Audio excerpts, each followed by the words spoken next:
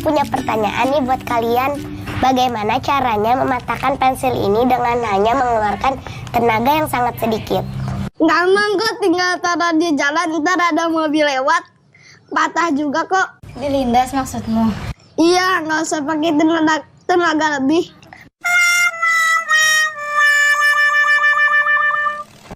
Oke lah, kita tampung dulu ya. Kalau kamu Nala bagaimana caranya? Itu mah kecil, tunggu dulu ya.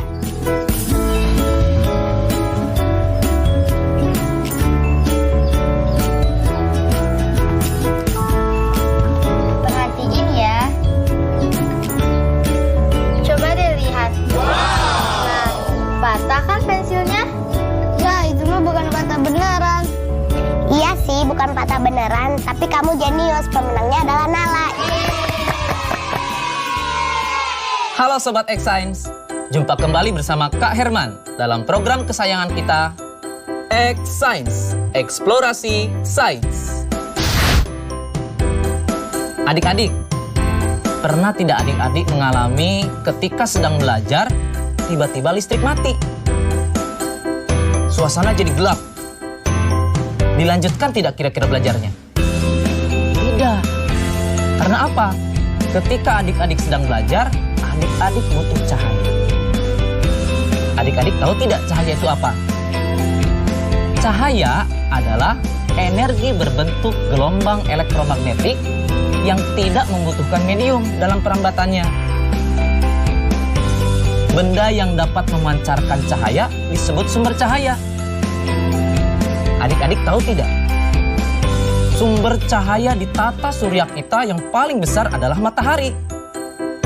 Jarak matahari dan bumi kurang lebih 149,6 juta kilometer. Jauh sekali ya. Namun, cahaya matahari bisa sampai ke bumi loh. Padahal, ruang angkasa adalah wilayah yang ruang hampa. Hal ini membuktikan bahwa gelombang cahaya dapat merambat tanpa perlu medium.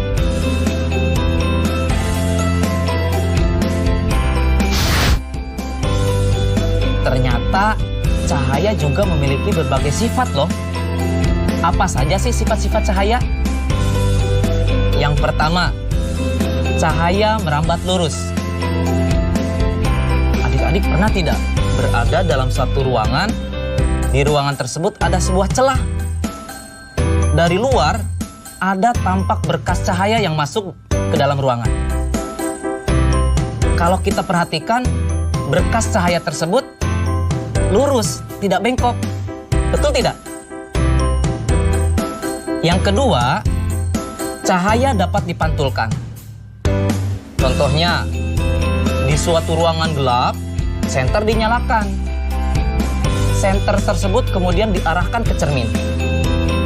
Ternyata cahaya memantul ke arah yang berlawanan. Artinya cahaya dapat dipantulkan. Ketiga, cahaya dapat menembus benda bening. Buktinya dapat kita lihat bahwa ternyata cahaya dapat melewati gelas kaca yang bening.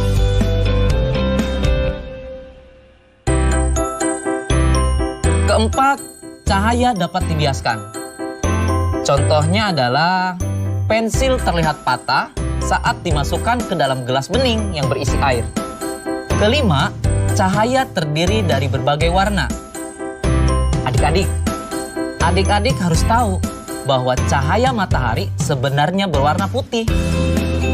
Cahaya putih matahari saat mengenai tetesan air hujan akan mengalami penguraian menjadi berbagai warna cahaya.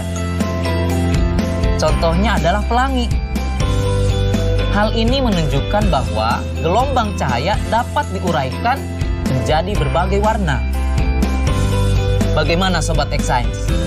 Ternyata begitu ya sifat-sifat cahaya itu. Unik sekali kan? Saatnya kita bernalar. Yuk, mari kita bernalar ya. Teman-teman kalian bermain tebak-tebakan. Mereka menyeting kardus sedemikian rupa sehingga ketika mata dadu diletakkan di ujung corong kardus, mata mereka yang berada di ujung corong kardus satunya lagi tidak dapat melihat dadu tersebut, seperti yang terlihat pada gambar berikut ini. Agar mata dapat melihat dadu, mereka menebak jumlah minimal cermin yang dibutuhkan. Nala menebak sedikitnya butuh 3 cermin, sedangkan Ria menebak sedikitnya butuh 4 cermin. Tebakan siapa yang paling benar? Jelaskan jawabanmu.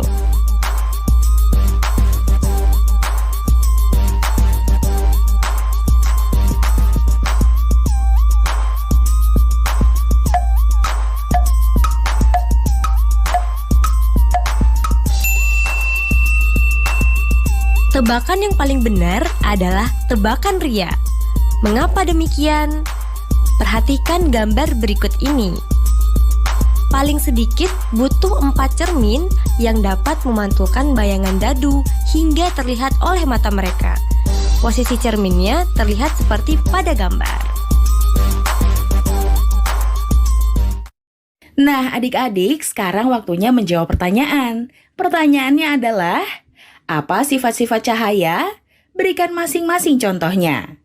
Dicatat ya, apa sifat-sifat cahaya? Berikan masing-masing contohnya. Jawablah pertanyaan ini sebagai tugas dan kerjakan dengan bimbingan guru atau orang tuamu.